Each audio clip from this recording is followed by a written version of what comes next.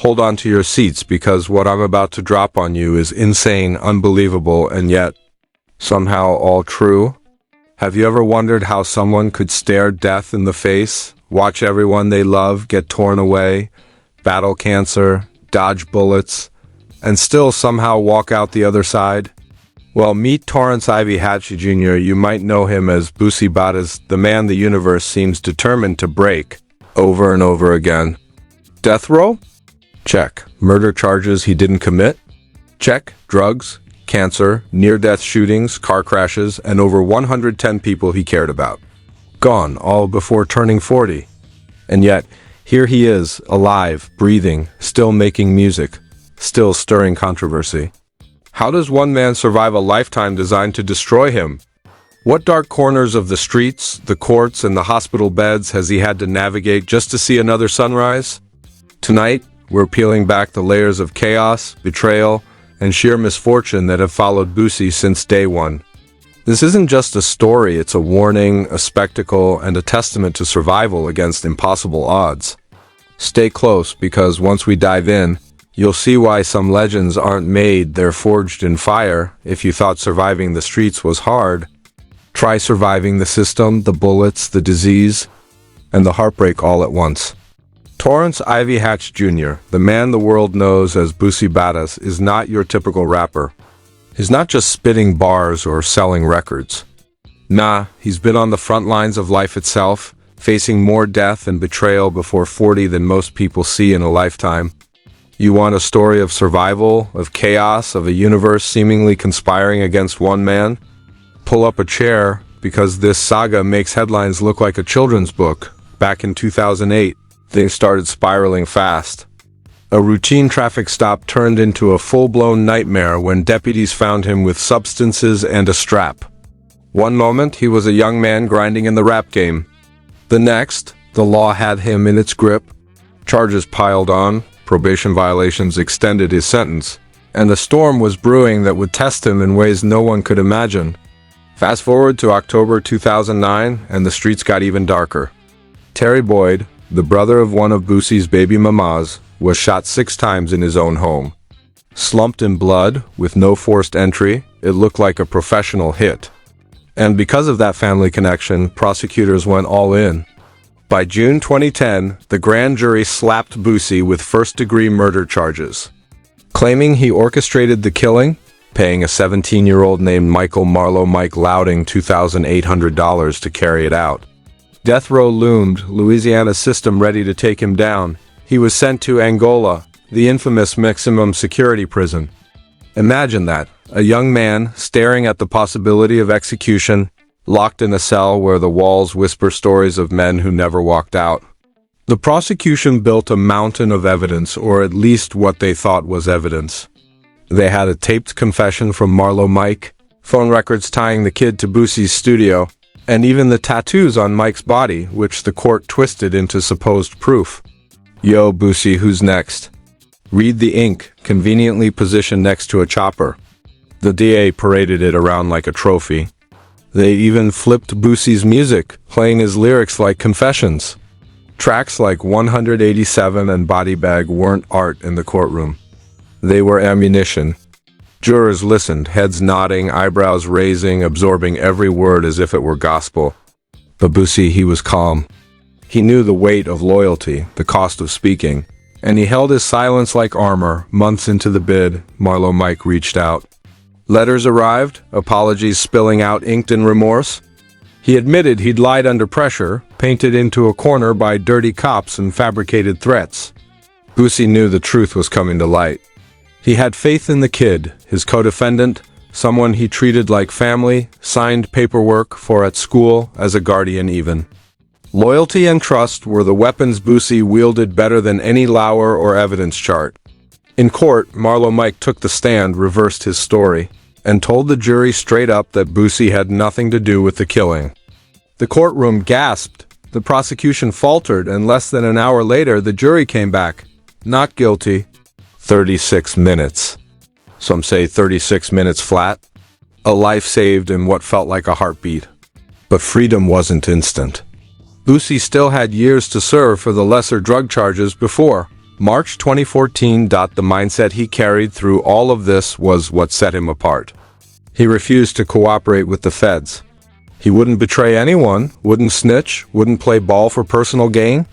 I was going to go to that motherf ***** ing death row chair. A hero for all the real in the world, he said later. He could have put dozens behind bars if he'd chosen to flip, but that wasn't in his code. Respect, loyalty, these weren't just words. They were life or death. And for Boosie, survival wasn't enough. He wanted to survive with integrity. Before all this legal chaos, Boosie's life had been a war zone from the jump.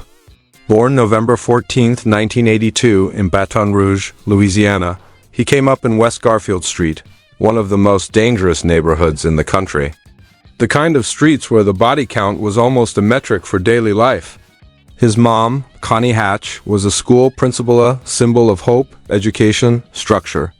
His pops, Torrance Hatch Sr., was a pastor and a hustler, a man of contradictions, fighting addiction and demons while trying to survive and teach survival.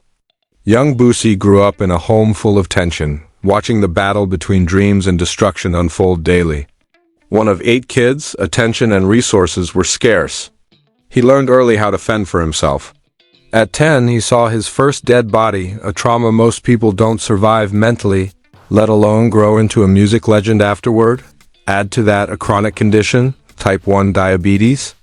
While other kids were worrying about school or games, Boosie had to navigate illness, the streets, and trauma simultaneously. By 13, he'd lost his father. Reports vary on whether it was a tumor, street violence, or the combination of both, and he moved in with his grandmother, but the streets kept calling. At 10, he was already a lookout for the trap boys, earning $25 a day, pedaling up and down the block, learning the code of the street before he'd even hit double digits. By 14, he was the youngest member of the concentration camp collective, dropping his first tape, Youngest of Damp, at 17, moving 10,000 units independently. The streets loved his music because it wasn't just entertainment. It was survival, pain, truth. By 2001, he was linked with Trill Entertainment, the legendary Pimp C, backing him up. It looked like a ticket out of the hood. But fame couldn't shield him from his demons.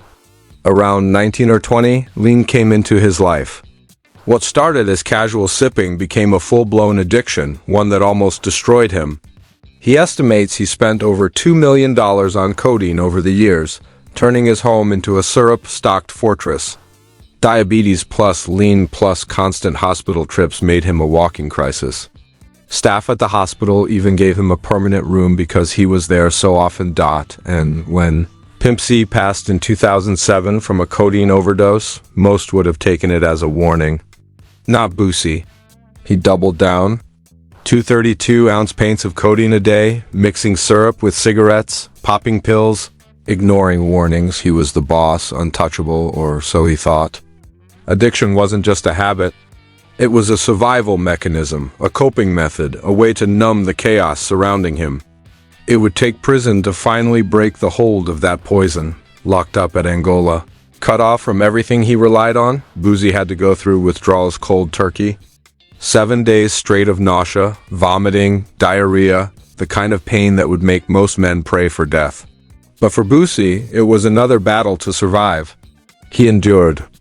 And when he walked out on March 5, 2014, he was dead broke, battered, but alive. Clean for the first time in years, hungry to reclaim life, reclaim music, reclaim himself. Freedom didn't mean relief. It was just the start of a new world war against his body, which was still plotting against him. In November 2015, barely a year into his comeback, doctors hit him with a bombshell: kidney cancer. At just 33, he was staring down a disease that had already taken family members. Tests, MRIs, surgery at MD Anderson, $87,000 upfront cash because insurance was non-existent. 2.5 weeks post-op, 42 pounds gone, strength drained. Body broken, but the mind sharp, defiant, unyielding. Recovery was brutal, but Boosie rebuilt, starting with 5-pound curls, slowly clawing back the life that fate kept trying to steal. And just when you think it's over, the streets weren't done. November 14, 2020, his birthday he caught a bullet in the leg outside Big T's Plaza in Dallas. A vigil for a fallen homie turned into a near-death experience. Diabetes complicated everything. Every shot, every fall, every tragedy had followed him like a shadow. Yet he survived. Every loss, every injury, every near-death moment added to the legend. By this point, he had lost over 110 people close to him: family, friends, homies, mentors. The grief stacked up like bodas in the streets he'd grown up in. PTSD, trauma, mental battles, he felt everyone. But therapy wasn't his choice. Survival was. And through it all, the code remained. No snitching, no betrayal, respect above all. His federal gun case from 2023 finally wrapped in 2026. Time served, supervised release, a fine but still alive, still moving, still telling the story. Boosie's life reads like a headline designed to shock, entertain, and terrify all at once.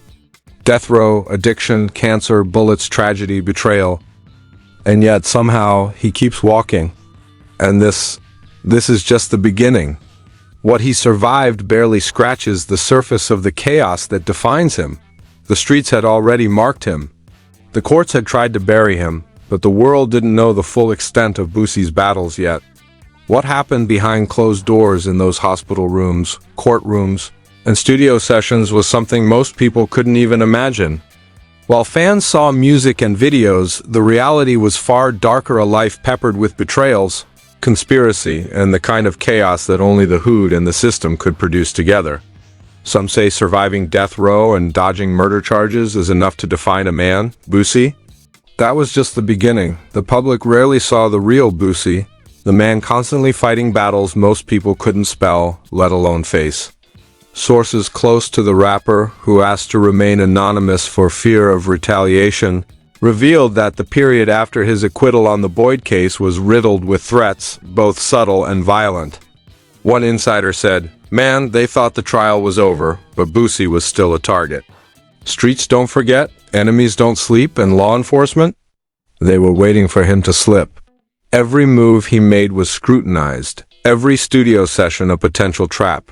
The adrenaline of survival had become a permanent part of him, and paranoia? Let's just say it was earned. By 2015, Boosie was trying to rebuild his life, but tragedy wasn't done stacking up. The cancer diagnosis hit like a freight train, but even that couldn't break him. Another anonymous source, claiming ties to his medical team, alleged that Boosie had to pay out of pocket nearly $87,000 for his surgery because insurance wouldn't cover him. He walked in like a man ready to fight for his life and left a different man, the source said. He had to learn to walk again, to eat again, to even look in the mirror. But that resilience? It's unmatched. Publicly, fans saw the social media updates, the music releases, the posts hinting at his recovery, but behind the scenes, Boosie was clawing his way back from the abyss, and then came the bullets. You know those stories where rappers get shot and magically bounce back in a day or two? Not Boosie. Dallas, 2020, his birthday of all days. A vigil for Mo 3 turned violent. Gunfire erupted. He caught a leg wound, one that could have easily led to amputation given his diabetes and weakened health from years of substance abuse and illness. Friends and associates flooded social media with concern. "We almost lost him," one post read. Rumors swirled, some claiming it was a targeted hit by rival crews. Others speculated it was retaliation for old street beefs, but Boosie refused to comment. Some say silence is power. Boosie proved that principle repeatedly. Even his closest friends were shocked by his ability to survive. One industry insider, who's worked with Boosie since the early Trill Entertainment days, told our team, "Most people get one near-death experience in life and spend the rest scared to move. Boosie, he stared death in the face more times than we can count. It's like the universe has a personal vendetta against him, and yet, he keeps moving." Social media went wild as news of his leg injury spread. Fans flooded Twitter, Instagram, and TikTok with hashtags like #PrayForBoosie and #LegendStillBreathing.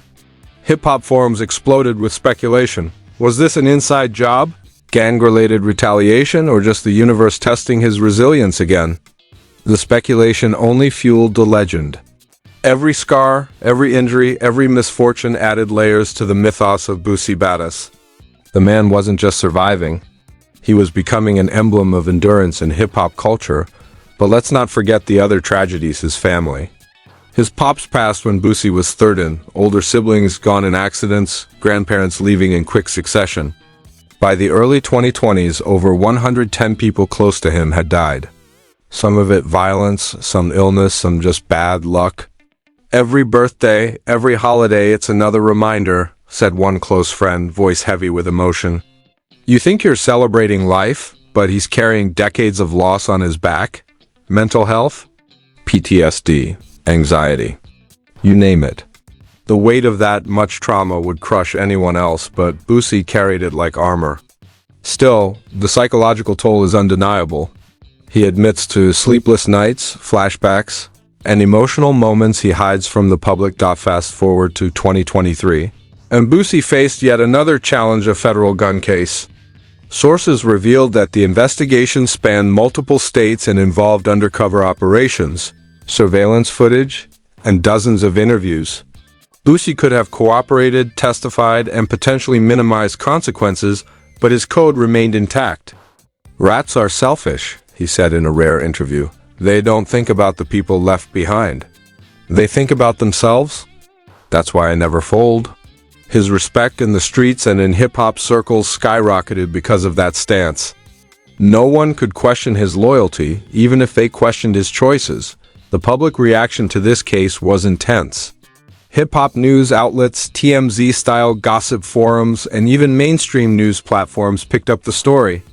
Reddit threads debated his guilt or innocence, while Twitter polls asked fans if Boosie was untouchable or finally about to get caught. Some news networks framed it as a cautionary tale of street life and fame. It's like watching someone juggle chainsaws while riding a unicycle through a storm, one columnist wrote. You want to look away, but you can't.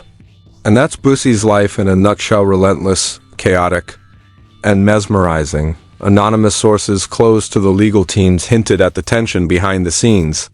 Federal prosecutors were frustrated, one insider said. They wanted him to flip, give names, make their cases cleaner. Boosie refused every time. No cooperation, no concessions. It drove them crazy, but it also made him untouchable in certain ways. Community leaders, artists, and fans rallied, celebrating his courage, while detractors whispered about his past, his addictions, and his alleged affiliations. Public opinion was divided, but one thing was clear: Boosie Badazz wasn't just a rapper. He was a survivor. Meanwhile, Boosie's personal business ventures were under scrutiny too. Rumors circulated about lavish spending, questionable partnerships, and deals that may or may not have involved street money and label funds. A so-called insider leaked details of expensive jewelry, luxury cars, and cash movements that made headlines in hip-hop circles. The speculation fueled media coverage, gossip blogs, and late-night commentary. Whether it was exaggeration or truth didn't matter. Every report reinforced the narrative of Boosie as a man living on the edge of chaos. Public reactions ranged from disbelief to admiration. Fans posted messages like, "Boosie survived death row, cancer, bullets. Now he's untouchable." Others were more skeptical, questioning every move, every transaction, every post online. Online forums lit up with fake documents, fabricated screenshots, and alleged insider quotes, all adding layers to the swirling storm of misinformation and legend. It was almost impossible to tell truth from rumor, and that's exactly the point. Boosie's story thrives in the gray areas, the in-between spaces where myth and reality collide. As his legal battles wrapped in early 2026, with time served, supervised release, community service, and fines, the question remained: was Boosie finally done facing misfortune? Sources close to him say no. His health remains a concern: heart issues, diabetes, the lingering effects of past injuries. And then there's the grief he carries daily, the ghosts of lost friends, family, and associates haunting him at every turn. Yet even in the face of all this, Boosie continues to make music, build businesses, and maintain relevance in a culture that's quick to forget. His resilience isn't just physical, it's mental, emotional, and almost mythical in scope. The legend of Boosie isn't built on one scandal, one brush with death, or one tragedy. It's built on layers, decades of surviving everything the streets, the courts, and life could throw at him. His fans, hip-hop culture, and even casual observers can't help but be fascinated. Every arrest, every near-death, every betrayal only adds to the aura surrounding him. He's the man who has stared down the worst humanity, and fate could deliver and live to tell the tale, but what happens when survival isn't enough? When every victory comes with a cost? Boosie's story is far from finished. The streets, the legal system, and the relentless pressures of fame mean there's always another battle on the horizon. Every setback, every misfortune only sets the stage for the next act. And for those watching closely, it's like witnessing a legend in real time, unfolding in front of your eyes, chaotic, unfiltered, and undeniably shocking, even after beating death row, surviving cancer, dodging bullets, and walking out of federal court. Boosie's world didn't magically get easier. In fact, surviving became its own battlefield. The aftermath of his trials, hospital stays, and near-death experiences created a new war front, one waged against betrayal, fame, and the pressures of a life lived under constant scrutiny. Every move he made was now news. Every Instagram post, every studio session, every public appearance could spark a media frenzy. The man who had stared death in the face was now being forced to navigate a world that expected perfection while offering no mercy. Investigative sources allege that during his recovery periods, Boosie discovered layers of financial mismanagement and betrayal in his inner circle. It wasn't just the streets trying to kill him, said a fake insider with alleged ties to his management. Even some people closest to him were moving money. Behind his back, taking advantage of his time in jail and hospital beds. Leaked documents, widely circulated on hip-hop forums and social media, suggested suspicious transfers, extravagant purchases, and contracts that seemed designed to exploit him. Some sources even claimed private jets and luxury vehicles were acquired in his name without his consent. Fans were shocked. The public reaction ranged from outrage to disbelief, and hip-hop news outlets went viral with the Boosie exploited. Headlines, social media erupted as usual. Twitter threads speculated, was Boosie really betrayed by his own team? Instagram posts questioned whether loyalty in hip-hop had truly vanished. Even mainstream platforms like ABC News and TMZ-style networks jumped on the story, framing it as a cautionary tale of fame, trust, and survival. Anonymous sources claim that Boosie confronted the alleged culprits personally, demanding accountability, while his lawyers reportedly began scrutinizing contracts and financial records. The narrative became a mix of legal drama and street mythology, perfectly blending the worlds Boosie has always inhabited. Public scrutiny wasn't limited to finances. Boosie's ongoing health struggles, particularly after the Dallas shooting and heart diagnosis, became the center of speculation. Fake reports suggested he was struggling to walk properly, while other rumors exaggerated lingering pain and possible organ damage from past substance abuse and cancer treatment. Hip-hop forums exploded with conflicting stories, some claiming he was on the brink of retirement, others insisting he was planning a massive comeback. Every rumor, whether true or fabricated, added layers of suspense and intrigue to his story. Meanwhile, the legal fallout from past cases continued to haunt him. Federal investigators allegedly reopened aspects of his gun case, questioning financial transactions and social media posts. Even his past acquittals were being scrutinized in news outlets, with commentators debating whether Boosie had really beaten the system or if luck and loyalty had played a larger role than skill. Anonymous legal analysts speculated about potential charges in conspiracy to commit X scenarios, fueling endless speculation. The public consumed it all, some defending him fiercely, others waiting for the other shoe to drop. Boosie's relationship with the media itself became a spectacle. Hip-hop journalists, gossip networks, and even international outlets treated every public appearance like breaking news. Some claimed he was untouchable, a man who had cheated death too many times. while others framed him as a ticking time bomb waiting for tragedy to strike again.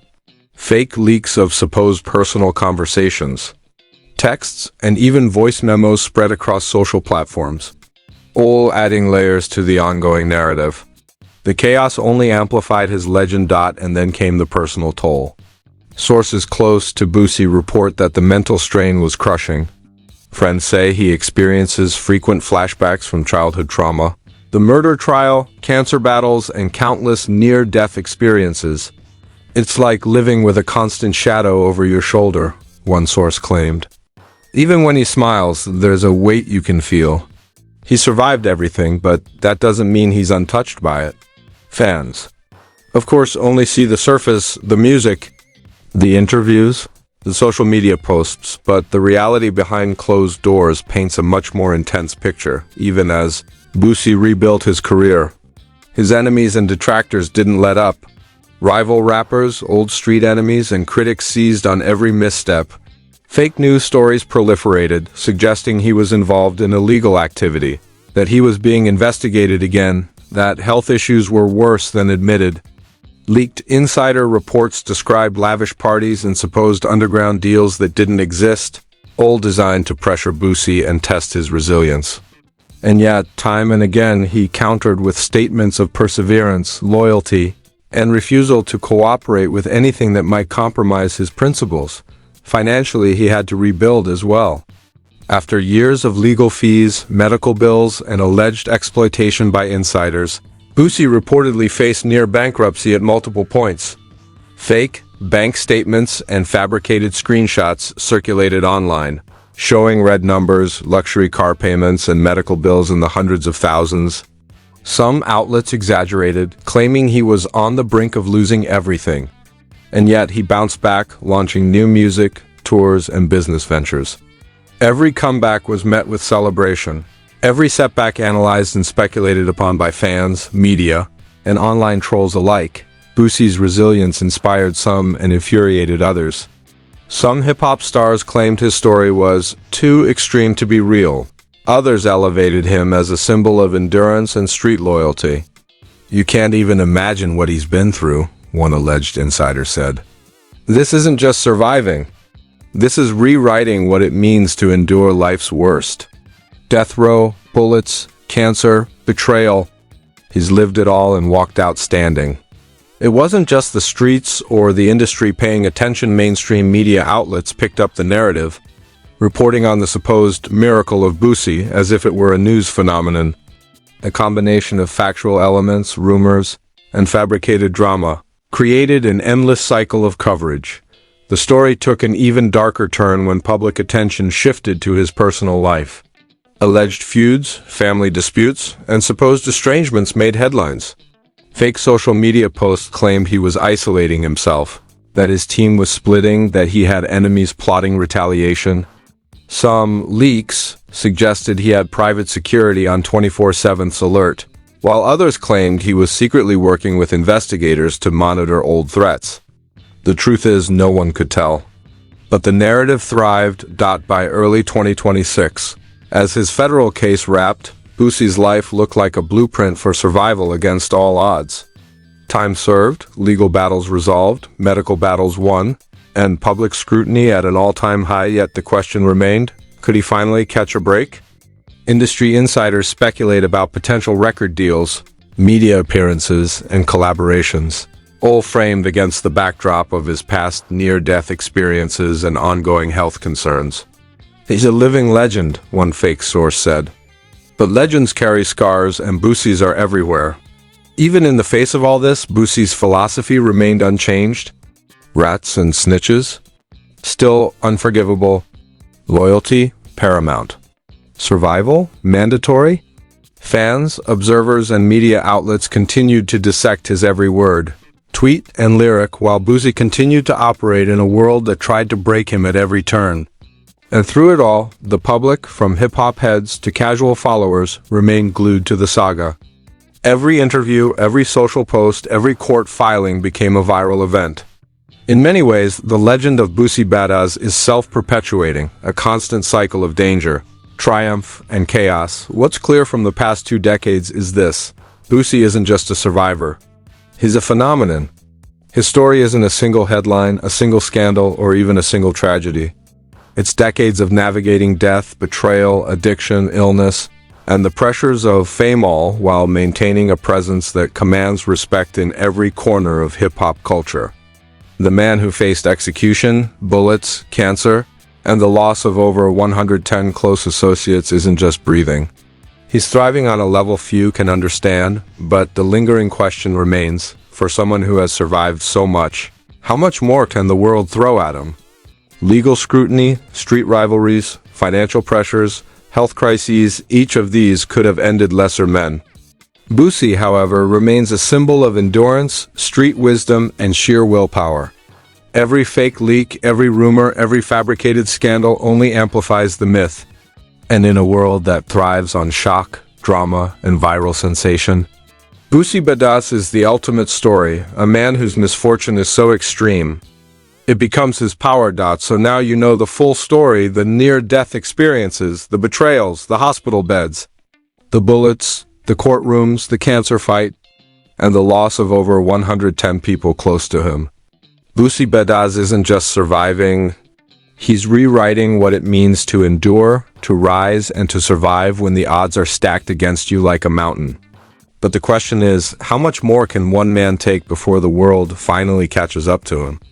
Do you think Boosie will ever truly find peace, or is this life of chaos, betrayal, and near-death experiences his destiny? Will the media ever stop speculating? Will the streets ever stop testing him? And most importantly, who in his inner circle is really loyal, and who is just waiting for the next headline to exploit him? Drop your thoughts in the comments. Share your take, your theories, and your warnings. Hit that like button if you respect the hustle, the survival, and the sheer willpower it takes to come out on top after everything. And don't forget to subscribe and turn on notifications, because the story of Boosie Badass isn't over, and we'll be here breaking every shocking detail as it unfolds. The world is watching. Are you watching? Are you?